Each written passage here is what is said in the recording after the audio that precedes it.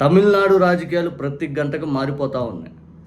తమిళనాడు రాజకీయాల గురించి ఈరోజు దేశంలో ఎక్కడ చూసినా మాట్లాడుకుంటూ ఉన్నారు. 5 రాష్ట్రాల ఎన్నికలు సంబంధించినటువంటి ఇష్యూ మీద కంటే కూడా తమిళనాడు ఎన్నికల గురించి ప్రతి ఒక్క చోట ఇప్పుడు మాట్లాడుతున్న సందర్భంలో విజయ్ ముఖ్యమంత్రిగా ప్రమాణ స్వీకారం చేయబోతున్నాడా, చేస్తాడా, చేయడా, ఇది ఒక టాపిక్ అయిపోయింది.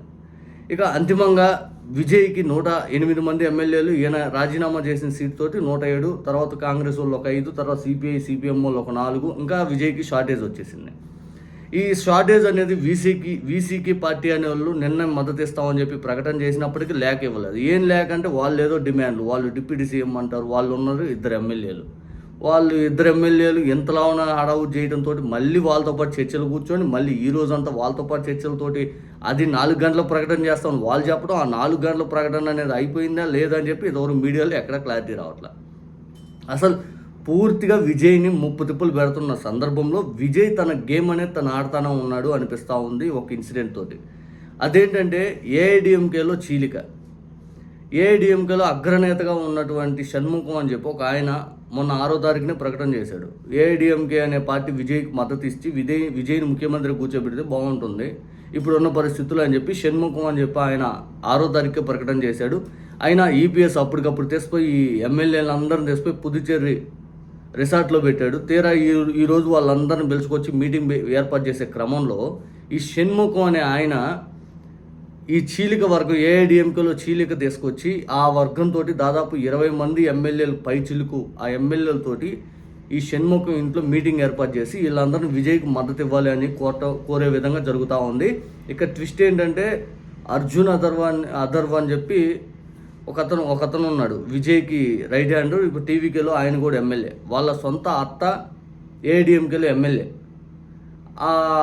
ఆ తమిళనాడులో కూడా పెద్ద బిజినెస్ మ్యాన్, లాటరీ కింగ్ అంటారు ఆయన. వాళ్ళ వైఫ్ ఏమో వాళ్ళ అల్లుడు ఇతనేం విజయ్ పార్టీలో కీలకంగా ఉన్నాడు. వాళ్ళ అత్త అటుపక్క ఏఐడిఎంకేలో ఎమ్మెల్యేగా ఉన్నారు.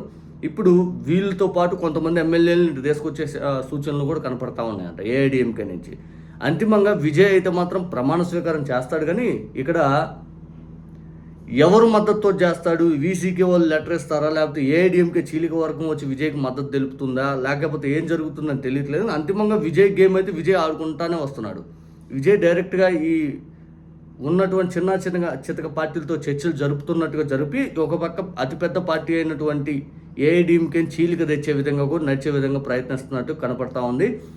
అంతిమంగా ఈరోజు సాయంత్రం గవర్నర్ గారు అయితే మాత్రం కేరళ వెళ్తున్నారు. ఆయన మళ్ళీ సోమవారం దాకా విజయ్కి టైం ఇచ్చారు. మళ్ళీ ఏం జరిగిద్ది, ఈ పూర్తి స్థాయిలో విజయ్కి ఎంత మద్దతు ఈరోజు రేపట్లో కూడగట్టగలదా, లేదు ఈరోజు సాయంత్రానికి విజయ్కి మద్దతుగా లేఖలు వస్తే సాయంత్రం 7ంటికి ఆయన వెళ్ళిపోయే ముందే గవర్నర్ గారికి ఏమన్నా లేఖలు ఇచ్చే ఛాన్సెస్ ఉన్నాయా, లేకపోతే ఏం జరుగుద్దని చెప్పి ప్రతి ఒక్కరు ఇప్పుడు గమనిస్తూ ఉన్నారు. అంతిమంగా అయితే అన్నా డిఎంకే నుంచి అయితే చీలిక అయితే మొదలైంది. ఆ చీలిక అనేది విజయ్కి మద్దతుగానే ఉండబోతుంది.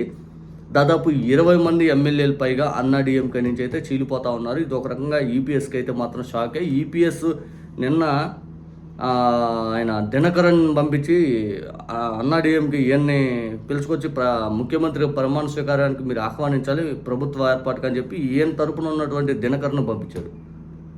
అతను తరపున ఉన్నటువంటి దినకరన్ పార్టీ తరపున ఒక ఎమ్మెల్యే అన్నా డిఎంకే ఆ ఎమ్మెల్యే టీవీకేకి మద్దతుగా సంతకం చేస్తే అది ఫోర్జరీ 5 అని చెప్పి బెదిరిస్తే టీవీకోలు ఒక వీడియో విడుదల చేశారు.